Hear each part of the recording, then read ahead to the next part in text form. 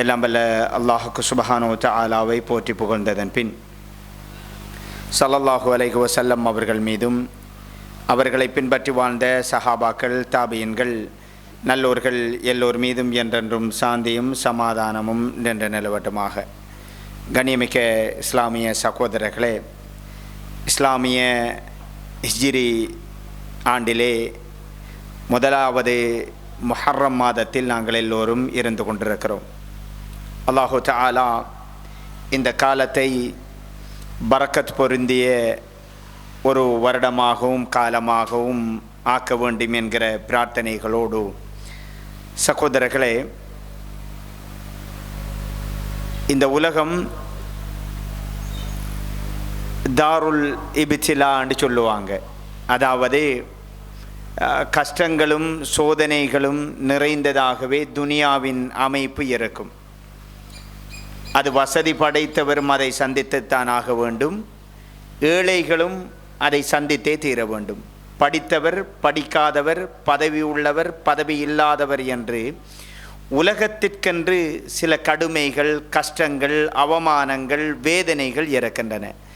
அவைகளை எல்லோரும் கடந்துதான் வர வேண்டும். ஆனால் குர்ஆன் ஒரு செய்தியை சொல்கிறது, இந்த துனியாவில் அனைத்து வேதனைகளும் இருக்க மகிழ்ச்சியாகவும் மன நிம்மதியோடும் சந்தோஷமாகவும் ஒரு முஃமினால் மாத்திரம்தான் வாழ முடியும் என்பதை குர்ஆனும் ஹதீஸும் சொல்கிறது. பொதுவாகவே சகோதரர்களே, நாங்கள் எல்லோரும் ஒருவரை சந்திக்கிற நேரத்தில், ஒருவரோடு தொடர்பு கொள்கிற நேரத்தில் சலாம் சொல்லுவோம். சுகமாக இருக்கிறீங்களான்னு கேட்போம்.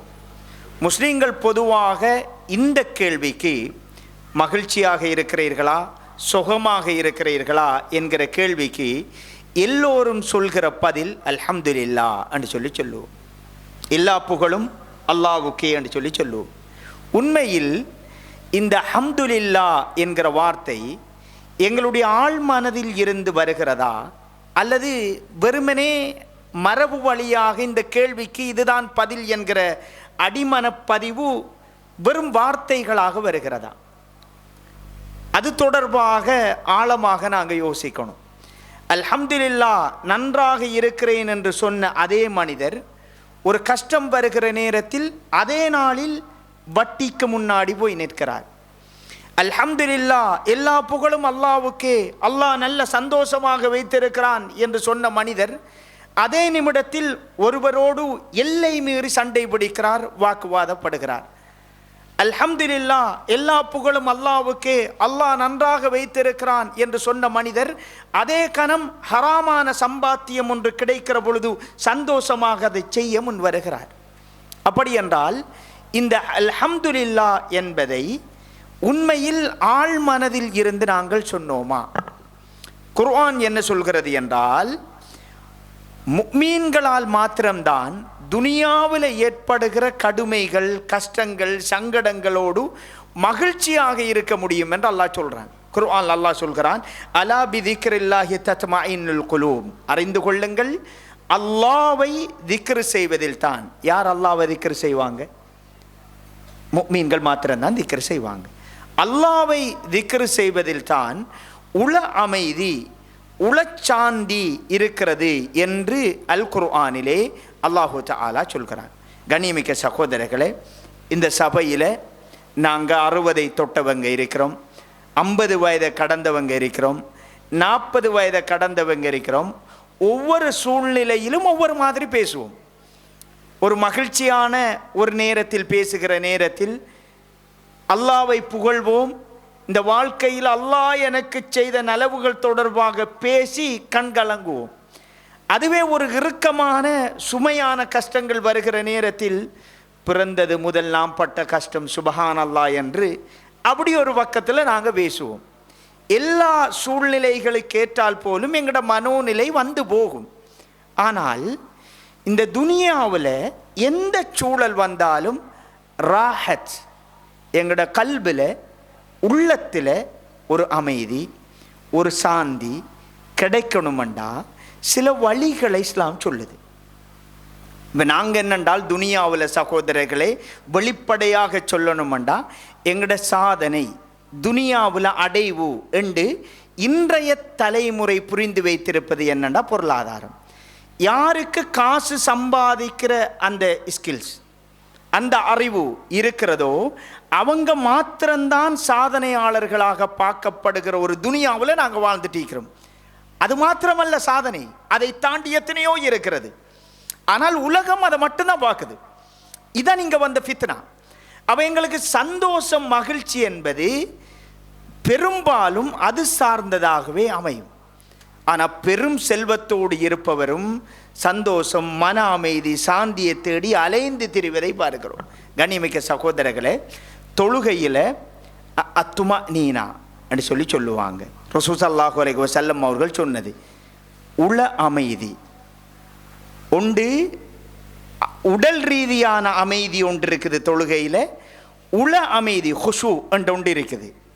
ரசூல் ஸல்லல்லாஹு அலைஹி வஸல்லம் அவங்க சொன்னாங்க, நீங்கள் தொழுகையில் இமாமத் நிற்கிறார், ஒருத்தர் ருக்குவுக்கு போக போகிறார், தொழுகைக்கு வர்றீங்க, ஓடி வர வேண்டாம், அமைதியாக வாருங்கள், கிடைத்ததை இமாமோடு சேர்ந்து தொழுங்க, தவறி போனதை தனித்து தொழுங்கண்டாங்க.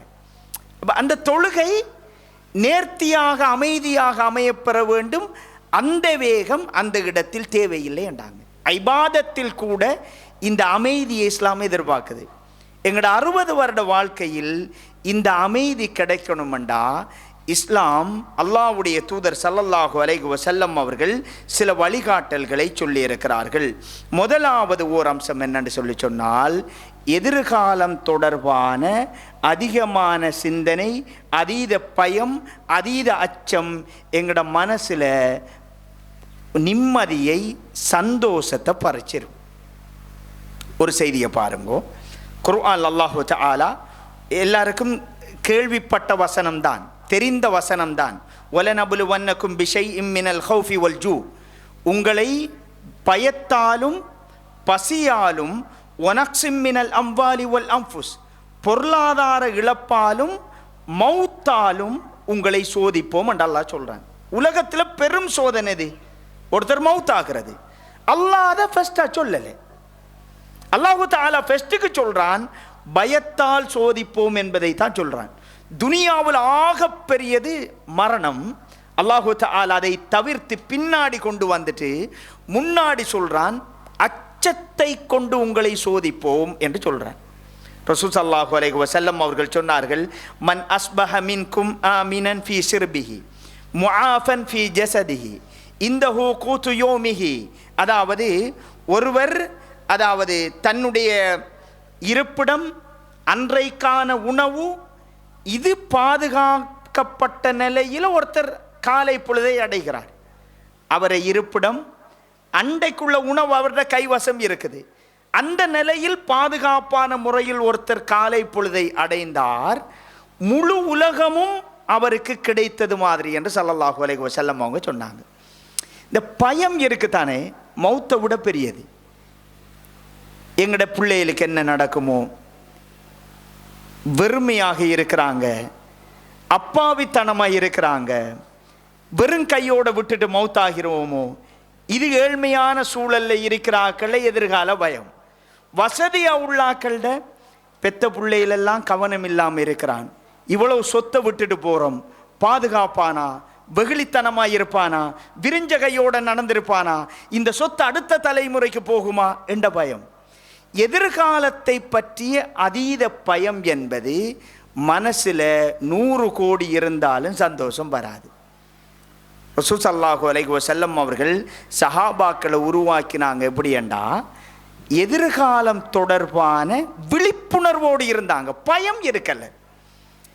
எங்களுக்கு என்னண்டா பயந்து பயந்தே ஒரு 3 தலைமுறைக்கு வீடு கட்டுறது, 3 தலைமுறை வாழ்கிற அளவுக்கு சொத்து சேர்க்கிறது தப்பு கிடையாது, ஒரு அச்சத்தோடு சேர்க்கிறது. இப்போ பாருங்க, ஹிஜ்ரத் நடந்த காலப்பகுதியில் நாங்கள் இருக்கிறோம். ரசூல் ஸல்லல்லாஹு அலைஹி வஸல்லம் அவர்கள் 13 வருடங்கள் தஅவத் செய்கிறாங்க.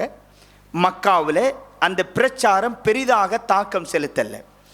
எல்லா வகையான கஷ்டங்களையும் அல்லாஹ்வுடைய தூதர் சுமந்து கொள்கிறாங்க.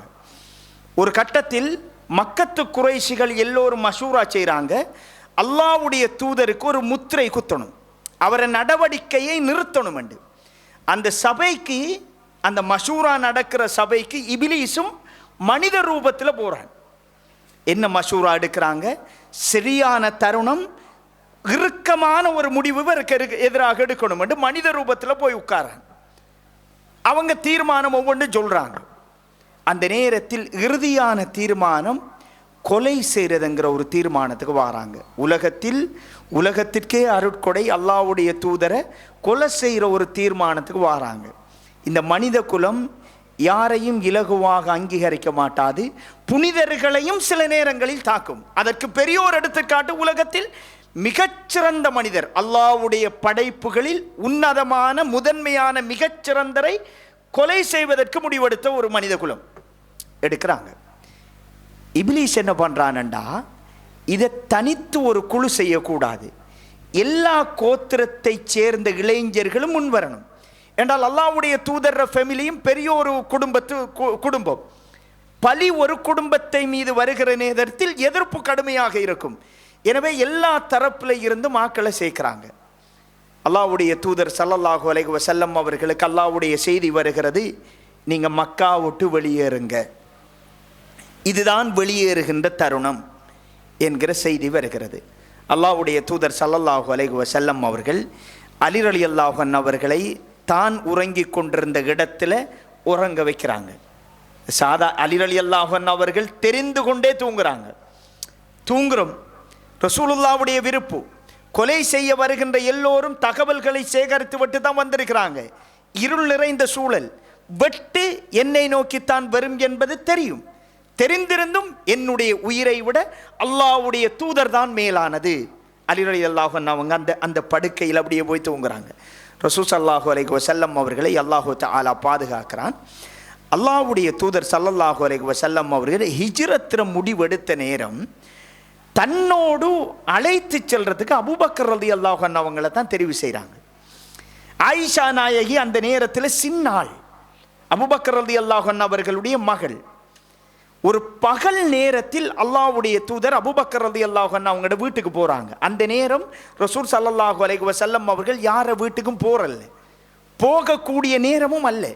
ஆயிஷா நாயகி சொல்கிறாங்க, அந்த நேரம் பார்த்து அல்லாஹ்வுடைய தூதர் வருகை தந்தார்கள். வந்த உடனே வீட்டில் சொல்கிறாங்க, அபூபக்கரே வீட்டில் இருக்கிற எல்லாரையும் வெளியேற்றுங்க, நான் நீங்கள் மட்டும்தான் இருக்கணும், ஒரு ரகசியம் பேச போகிறேன் அப்படிங்கிறாங்க. அபூபக்கர் ரலியல்லாஹு அன்ஹு அவர்கள் சொல்கிறாங்க, யா ரசூலல்லாஹ், இருக்கிறது எந்த பிள்ளைகள், பிரச்சனை கிடையாது, ஆயிஷா எந்த மகள் அப்படிங்கிறாங்க.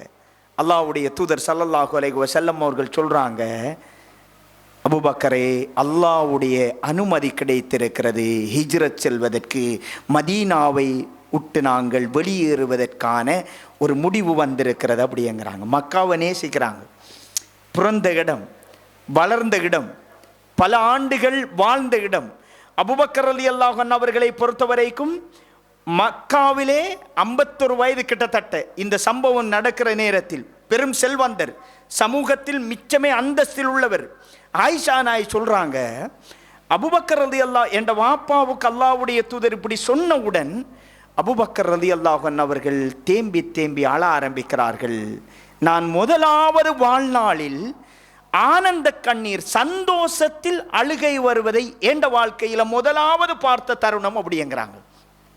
அபூபக்கர் ரலியல்லாஹு அன்ஹு அவங்க இந்த தியாக பயணத்திற்கு என்னை அல்லாஹ்வுடைய தூதர் தெரிவு செய்திருக்கிறார்களே என்கிற சந்தோஷம் அழுகிறாங்க.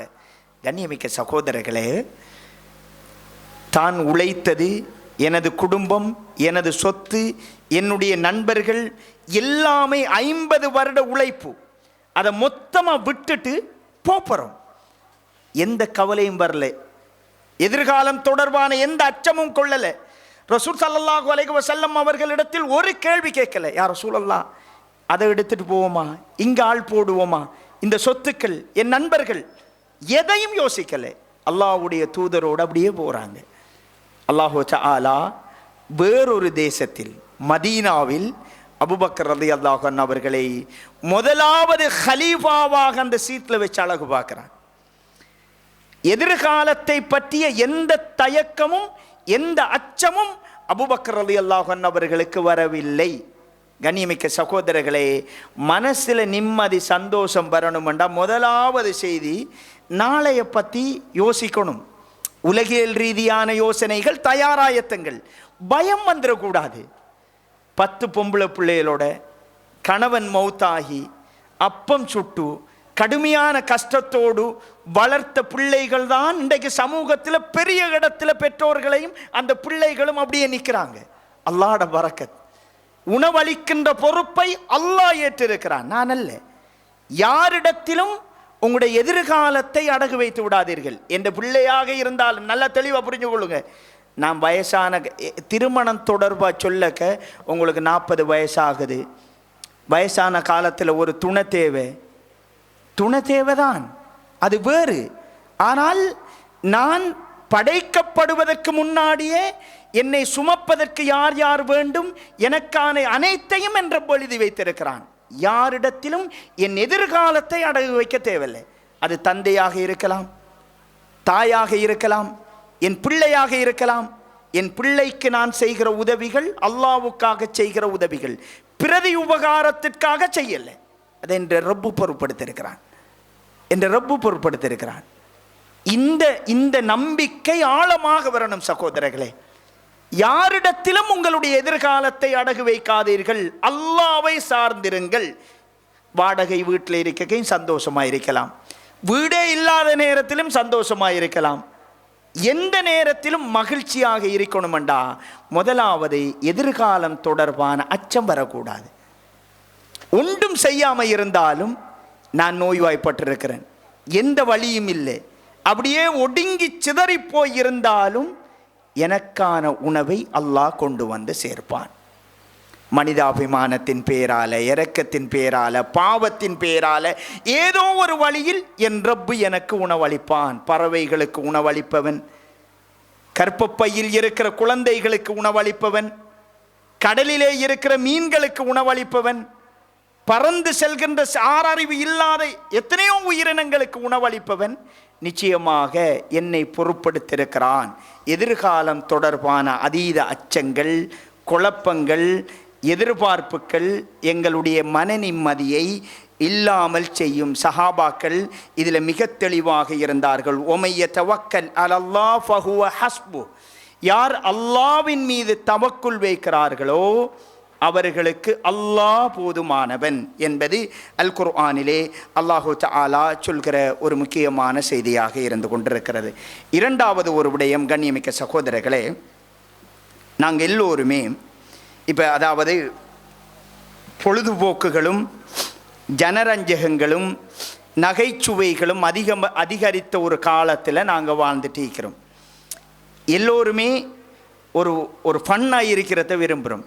ஆனால் பாவங்களால் அந்த மகிழ்ச்சியை தேடினீர்களே ஆனால் மன நிம்மதி கிடைக்காது. ஏனண்டா குர்ஆன்ல அல்லாஹ் சொல்கிறான், ஒமன் அறல அந்திக்ரி, என்னுடைய நினைவுகளை யார் புறக்கணிக்கிறாரோ ஃபஇன்னலஹு மஈஷதன் லன்கா, அவருக்கு நெருக்கடியான வாழ்வை நாங்கள் கொடுப்போம் என்று அல்லாஹ் சொல்கிறான். மகிழ்ச்சி தேவை, அது ஹலாலாக கிடைக்கணும். ஹராமான வழிகளில், ஹராமான தொடர்பு மூலம், போதை வஸ்துக்கள் மூலம் இதில் முடிவெல்லாம் வேதனையாக தான் வந்து சேரும்.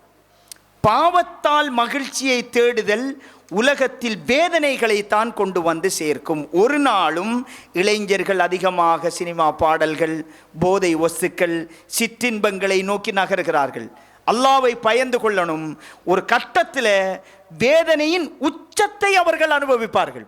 ஏனென்றால் ஹராத்தில் அதை தேட நினைச்சது.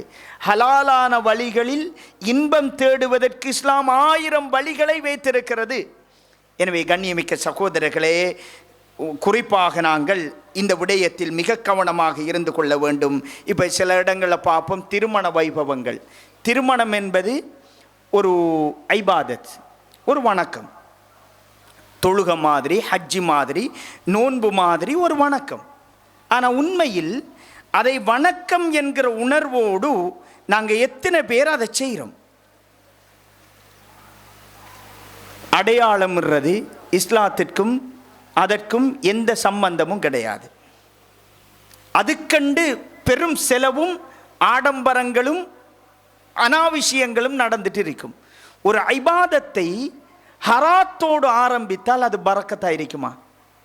கண்ணியமிக்க சகோதரர்களே, உங்களோட அல்லாஹு தஆலா எல்லோருடைய வாழ்க்கையையும் பரக்கத் பொருந்திய ஒரு வாழ்க்கையாக ஆக்கணும்.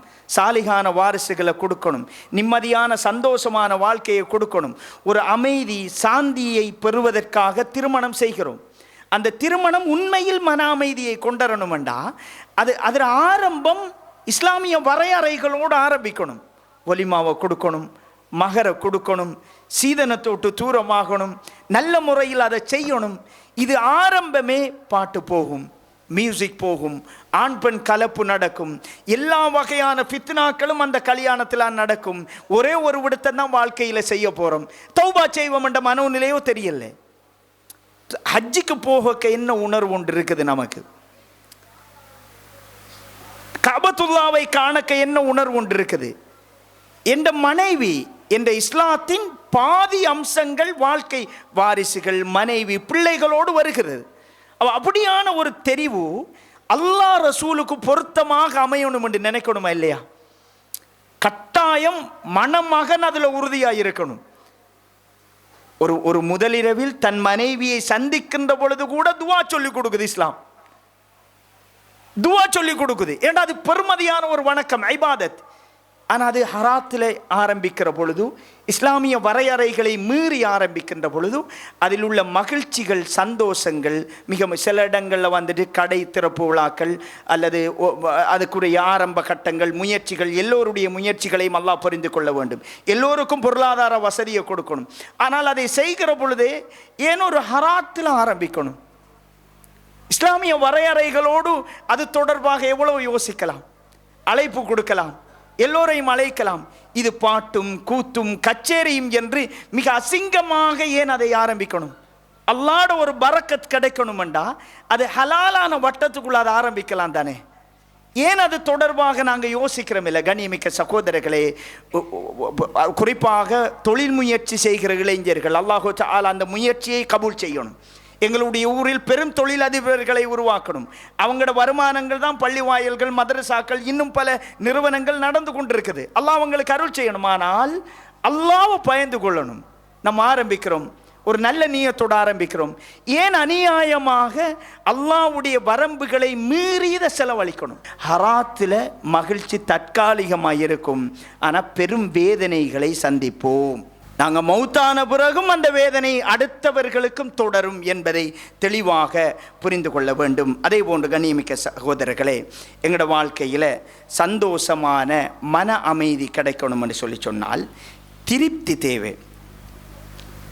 வெனடால் சமூகத்தில் ரசூல் ஸல்லல்லாஹு அலைஹி வஸல்லம் அவர்கள் குர்ஆனுடைய ஒரு வசனத்தை ஓதி காட்டினாங்க. சொர்க்கத்துக்கு முதலாவது மனிதர்களை அல்லாஹு தஆலா உள்ளே நுழைவிக்கின்ற பொழுது முதல் செய்கிற வேலை என்ன தெரியுமா? எல்லோரும் ஒரே வயசுல இருப்போம் சொர்க்கத்தில். வயது முதிர்ந்தவர், இளையவர் அதெல்லாம் இல்லை, எல்லோரும் ஒரே வயதில் இருப்போம். சொர்க்கத்தில் தூக்கம் இல்லை, அனுபவிப்பது மாத்திரம்தான். அல்லாஹ் சொர்க்கத்தில் நுழையிறதுக்கு முன்னாடி வனஸஅனா மா ஃபீ சுதூரிஹிம் மின் கில், அவர்களின் உள்ளத்தில் இருந்து குரோதத்தை கலட்டி எடுத்து விடுவோம் என்று அல்லாஹ் சொல்றான். இந்த குரோதம், பொறாமை, வஞ்சகம் இதோட சொர்க்கத்துக்குள்ள போனா சொர்க்கத்தை கூட அனுபவிக்கிறது கஷ்டமா இருக்கும். துனியாவில் மன நிம்மதி, மகிழ்ச்சி கிடைக்கணும்டா கண்ணியமிக்க சகோதரர்களே, இது இருக்கக்கூடாது. ஆதம் அலைஹிஸ்ஸலாம் அவர்கள் படைக்கப்பட்டது முதல் இன்று வரைக்கும் உலகம் மாறிக்கொண்டே இருக்கிறது. மாற்றம் ஒன்றுதான் மாறாதது. ஆடை, தொழில்நுட்பம், உணவு, வசதி வாய்ப்புகள், வாகனங்கள் எல்லாம் மாறி இருக்குது. ஆனால் ஒரே ஒன்று மாறல. என்ன? மனித மனங்கள் அப்படியே இருக்கிறது. அதே போட்டி, அதே குரோதம், அதே வஞ்சகம், அதே பொறாமை, மனித மனங்கள் இன்னும் பல ஆண்டுகள் போனாலும் அப்படியே தான் இருக்கும். அல்லாஹ் அருள் செய்த ஒரு சிலரை தவிர. கண்ணியமிக்க சகோதரர்களே, இந்த பொறாமை உணர்வுகளும் இந்த இன்னொரு குரோதமான இறுகிய மனோநிலைகளும் எங்களுக்கென்று அல்லாஹ் பெரும் பதவியை தந்தாலும், கோடான கோடி சொத்தை தந்தாலும், எல்லா வகையான ஆற்றலை தந்தாலும் மனசில் ஒரு காலமும் சந்தோஷத்தையும் நிம்மதியையும் தரவே தராது. ஒரு புள்ள 99 மார்க்ஸ் எடுக்கும், அந்த பெற்றோர் சந்தோஷப்பட மாட்டாங்க. ஏனண்டா பக்கத்து வீட்டு புள்ள 100 மார்க்ஸ் எடுத்திருக்கும். எங்க அந்த 99 புள்ளி எடுத்திருக்குது, ஆனால் சந்தோஷம் வராது, மகிழ்ச்சி வராது. கண்ணியமிக்க சகோதரிகள், அல்லாஹ்விடத்தில் அடிக்கடி கேட்கணும், யா முகல்லிபல் குலூப், உள்ளங்களை புரட்டக்கூடியவனே, சப்பித் கல்பி அலா தீனிக் வ தாஅத்திக், எனது உள்ளத்தை உன்னுடைய தீனிலே நிலை பெறச் செய்வாயாக. ரப்பி ஸ்ரஹ்லி சத்ரி, இறைவா என்ற உள்ளத்தை விரிவுபடுத்துவாயாக. எனக்கிட்ட இருக்கிறத கொண்டு சந்தோஷப்படுகிற எனக்கு நீ தந்த நிஅமத்தில் ஒரு இன்பத்தை உண்டு பண்ணுவாயாக. கஷ்டமானது தான், அடுத்தாக்களை பார்க்க துனியாவில் அந்த மாதிரி சில விஷயங்கள் வரும். ஆனால் அல்லாஹ் கிட்ட திருப்பி திருப்பி கேட்கணும், யா அல்லாஹ் எனக்கு நீ தந்திருக்கிறாய் நிறைய, அந்த நிஅமத்தை பெரிதாக பார்க்கக்கூடிய மனோநிலையை தாயா அல்லாஹ். ரசூல் ஸல்லல்லாஹு அலைஹி வஸல்லம் அவர்கள் சந்தைக்கு மார்க்கெட் போகிறாங்க. போகிற நேரத்தில் இந்த காது ரெண்டும் சிறிதான ஒரு ஆடு செத்திருக்குது. அந்த அரபிகள்கிட்ட காது ரெண்டும் சிறிதான கணக்கே எடுக்கிறல்ல அந்த ஆட்டை, அது செத்து போயிருக்குது. ரசூல் ஸல்லல்லாஹு அலைஹி வஸல்லம் அவர்கள் அதை தூக்கி, இதை யாராவது பணம் கொடுத்து வாங்குவதற்கு தயாரான்னு கேட்குறாங்க. யா ரசூலல்லாஹ், இது உயிரோடு இருந்தால் கூட நாங்கள் வாங்க மாட்டோம், இது செத்து போயிருக்குதே அப்படிங்கிறாங்க. அல்லாஹ்வுடைய தூதர் ஸல்லல்லாஹு அலைஹி வஸல்லம் அவர்கள் சொல்கிறாங்க, இந்த உலகம் அல்லாஹ்விடத்தில் இதை விட கேவலமானது, அல்லாஹ்வுடைய பார்வையில் இந்த துனியா இதை விட கேவலமானதுங்கிறாங்க. இப்போ இந்த துனியா தொடர்பான சரியான பார்வை இருந்தால் அடுத்த மனிதர்களுக்கு கிடைக்கின்ற நலவுகள் தொடர்பாக எங்களோட மனம் பாராட்டும். ஒருத்தர் நல்லா செய்கிறாரு, உங்களோட எதிரியா கூட இருக்கட்டும், அல்ஹம்துலில்லாஹ் அல்லாஹ் அவருக்கு அந்த ஆற்றலை கொடுத்துருக்கிறான், மகிழ்ச்சியாக சொல்லணும். அப்படி இல்லாட்டி இந்த மனசில் சந்தோஷம் வராது, நிறைய நோய் வரும். உலகத்தில் எங்களோட ஆடை அழுக்கடையுது, வாகனம் அழுக்காகிறது, வீடு அழுக்காகின்றன, பள்ளி வாயல்கள் புழுதி பிடிக்கின்றன. இவை எல்லாவற்றையும் துப்புரவு செய்வதென்பது இலகுவான வழி. ஆனால் கல்பு, உள்ளம் அழுக்கடைந்தால் அதை சுத்தப்படுத்துறதுங்கிறது ரொம்ப கஷ்டம், பெரும் கஷ்டம். எங்களோட பிள்ளைகளுக்கும் இதை கடத்திடும். நாம் சின்ன வயசுல இருந்து இந்த குரோதம் இல்லாத, வஞ்சகம் இல்லாத, பொறாமை இல்லாத மனங்கள் சிறு வயதில் இருந்து உருவாக்கப்படணும். அது திடீரென்ற மாதிரி உருவாகிற ஒரு விஷயம் அல்ல, பெரும் மகிழ்ச்சிகளை கொண்டு வரக்கூடிய ஒரு செய்தி. கண்ணியமிக்க சகோதரர்களே, பரந்த விரிந்த உள்ளங்களை நாங்கள் அல்லாஹ்விடத்தில் கேட்க வேண்டும். இது முக்கியமான ஒரு செய்தியாக இருந்து கொண்டிருக்கிறது. அல்லாஹு தஆலா ரசூல் ஸல்லல்லாஹு அலைஹி வஸல்லம் அவர்கள் சொன்னார்கள், கத் அஃப்லஹ மன் அஸ்லம, யார் யார் இஸ்லாத்துக்குள் வந்தார்களோ அவர்கள் வெற்றி அடைந்து விட்டார்கள். அதே போன்று ஒரு ருசிக கஃபாஃபா, அதாவது அல்லாஹ்வுடைய தூதர் சொல்கிறார்கள், போதுமென்ற வாழ்வாதாரம் கிடைத்தவரும் வெற்றி அடைந்து விட்டார். மூன்றாவது அல்லாஹ்வுடைய தூதர் ஸல்லல்லாஹு அலைஹி வஸல்லம் அவர்கள் சொன்னார்கள், வகன்னஹுல்லாஹு பிமா ஆதா, அல்லாஹ் அவருக்கு கொடுத்தவைகளை பொருந்திக் கொள்கிற மனோநிலையில் யார் யாரெல்லாம் இருக்கிறார்களோ அவர்களும் வெற்றி பெற்று விட்டார்கள் என்று ஸல்லல்லாஹு அலைஹி வஸல்லம் அவர்கள் சொன்னார்கள். பொருந்தணும். இன்னொரு செய்தி, ரசூலுல்லாஹ் 4 விஷயத்திலிருந்து துஆ கேட்டாங்க. ஒன்று, அல்லாஹும்ம இன்னி அஊது பிக மின் இல்மின் லா யன்ஃபா, யா அல்லாஹ் பிரயோஜனம் இல்லாத கல்வியில் இருந்து உன்னிடம் பாதுகாவல் தேடுகிறேன். ஒமின் கல்பின் லா யக்ஷா, உன்னை பயப்படாத உள்ளத்தில் இருந்தும் உன்னிடத்தில் பாதுகாவல் தேடுகிறேன். உன்ட பெயர் சொன்னால் அச்சம் பெறணும், பயம் பெறணும் யா அல்லாஹ்.